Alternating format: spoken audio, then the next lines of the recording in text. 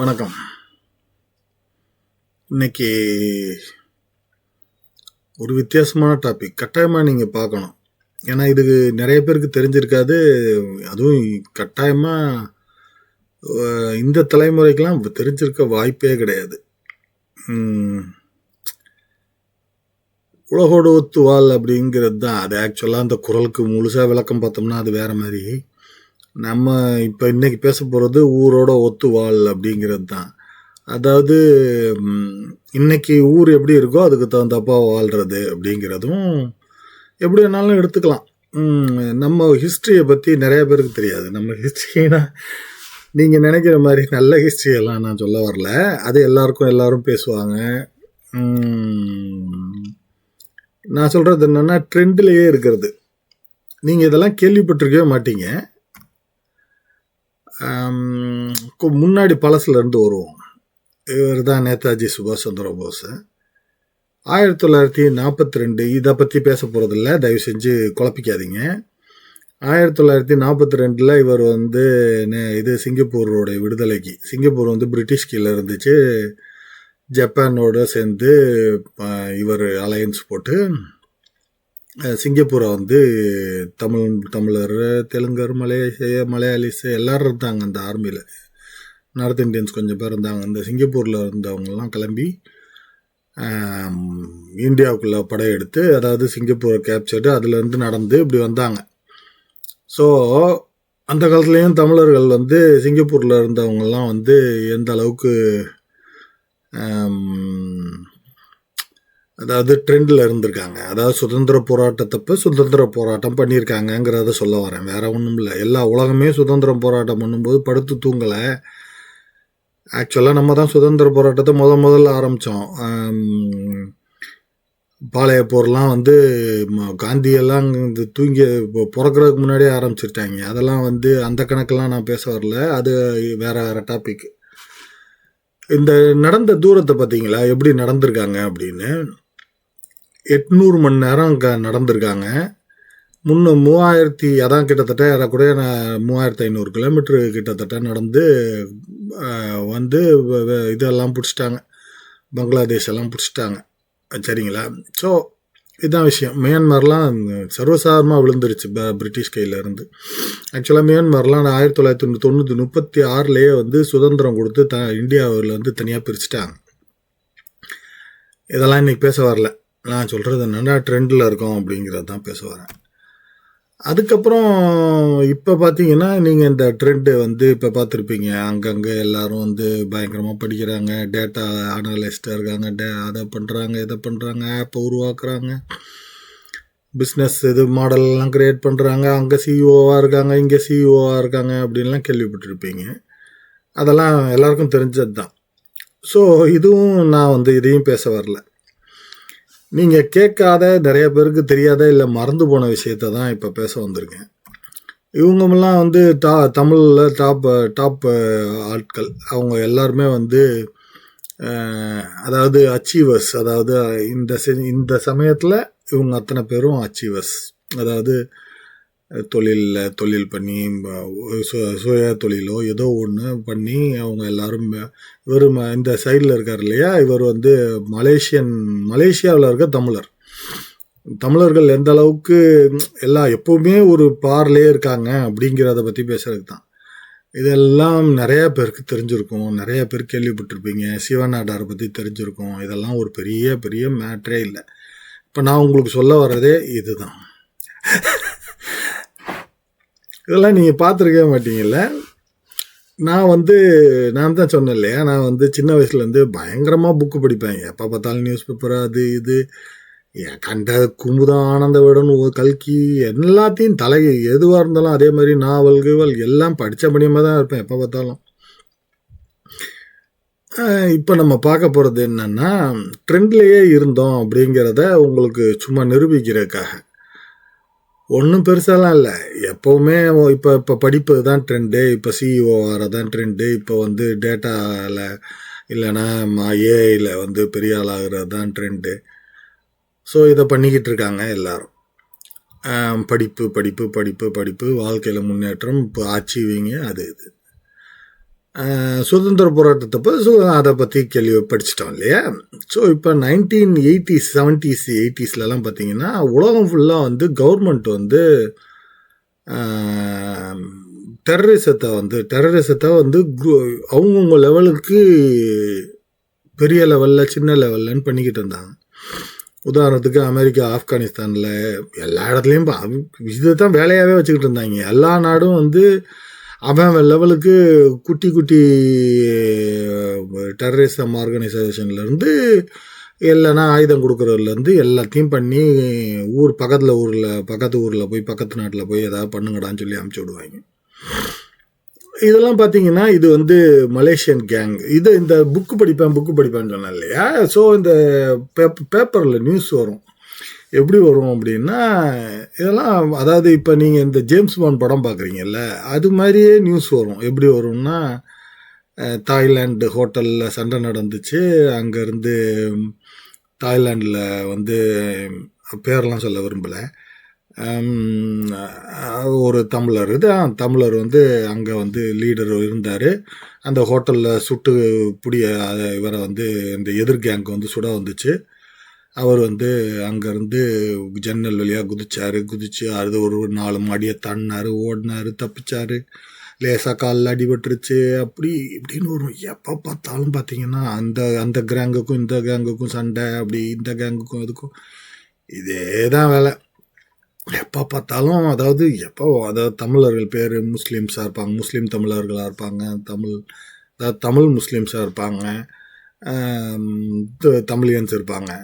இதில் பார்த்தீங்கன்னா இந்த மலேசியன் கேங்ஸ் எல்லாம் வந்து மலேசியன்ஸு தமிழர்கள் இவங்க 2 பேரும். அதாவது இது அந்த இருக்குல்ல, லெஃப்ட் சைடில் இருக்க அந்த ரெட் டிஷர்ட் இருக்காப்புல, அந்த கேங் வந்து கேங் 36 கேங். இது வந்து கேங் 18, அதுக்கப்புறம் கேங் 8, இதுக்கப்புறம் கேங் 4லாம் இருக்குது. இந்த கேங் 8 வந்து வியட்நாமுக்குள்ள ஒரு கேங்கு, கம்போடியா, எல்லா இடத்துக்கும் போயிடுவாங்க.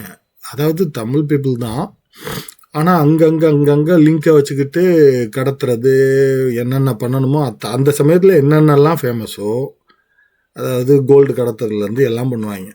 சரிங்களா. இது சிங்கப்பூர்லேயும் இதே மாதிரி தான். இதுவும் ஒரு சைனீஸ் கேங் தான். இது வந்து ஆரம்பத்தில் ஆரம்பித்தது என்னமோ சைனீஸ் சீக்ரெட் கேங்குன்னு தான் ஆரம்பித்தாங்க. பட் ஆனால் வந்து இதையும் வந்து கொஞ்ச நாளில் வந்து தமிழியன்ஸ் வந்து அதிகமாயிட்டாங்க. அந்த கேங்கையும் தமிழியன்ஸ் அதிகமாக இருந்தாங்க. நான் சொல்கிறதெல்லாம் 1980s 70s பற்றி பேசிக்கிட்டு இருக்கேன். இன்றைக்கி டெரரிசம் ட்ரெண்டு கிடையாது, அதனால் நம்மலாம் தூக்கி எறிஞ்சிட்டோம். நான் எதுக்கு சொல்ல வரேன்னா, நம்மளாம் நினைக்கிற மாதிரி ஏதோ வாழ்ந்தோம், சாப்பிட்டோம், செத்தோம், இல்லைன்னா வாழ்ந்தோம், உட்கார்ந்தோம், வேலை பார்த்தோம் அப்படிங்கிற மாதிரி ஒரு அமைப்பிலேயே இல்லை தமிழர்கள். அந்த ட்ரெண்டில் இன்னைக்கு டெரரிசம்னா இன்னைக்கு டெரரிசம், இன்னைக்கு வந்து வார்னா இன்னைக்கு வார், அந்த லெவலில் தான். இதெல்லாம் சிங்கப்பூரில், அதாவது சிங்கப்பூர் வந்து அவ்வளோ அதாவது மற்ற நாடுகள்லாம் முழிக்கிறதுக்கு முன்னாடியே முழிச்ச நாடு. பட் இதில் பார்த்தீங்கன்னா இந்த சிங்கப்பூர் தெக்கான்னு போட்டுருங்கல்ல, தெக்காங்கிறது ஒரு லோக்கல் கேங்கு. அதே மாதிரி ஜெம்மா இஸ்லாமியாங்கிறது ஒரு லோக்கல் கேங். எல்லாமே தமிழர்கள் தான். எல்லாம் என்ன வேலைன்னா அதை கடத்துறது, இதை கடத்துறது, அங்கங்கே சுட்டுக்கிறது, சின்ன துப்பாக்கி, பெரிய துப்பாக்கி வந்த சைஸில் இருந்த சீமான் சொல்லுவார்ல, நான் AK-47 பார்த்தேன், AK-78 பார்த்தேன் அப்படின்னு. உண்மையாகவே இதெல்லாம் வந்து சர்வசாதாரணமாக கடத்துவாங்க. இதெல்லாம் வந்து ரஷ்யாவிலேருந்து எப்படியோ கொண்டு வந்துடுவாங்க. எப்படி கொண்டு வராங்கன்னு தெரியாது. இது நமக்கு அத்தனை பேருக்கும் தெரிஞ்சது தான். ஸ்ரீலங்காவில் இருந்த கேங்கு இவங்க தான் இருக்கிறதுலையே பெரிய லெவலில் நெட்வொர்க் வச்சுருந்தாங்க. இந்த நெட்வொர்க்கை யூஸ் பண்ணி மீதி கேங்கெல்லாம் நான் காமிக்கல, ஏன்னா இதெல்லாம் காமிச்சோம்னா அப்படியே பெரிய லிஸ்ட்டு போகும் அப்படின்னு. யூரோப்புக்குள்ளே அத்தனை கேங் இருந்துச்சு.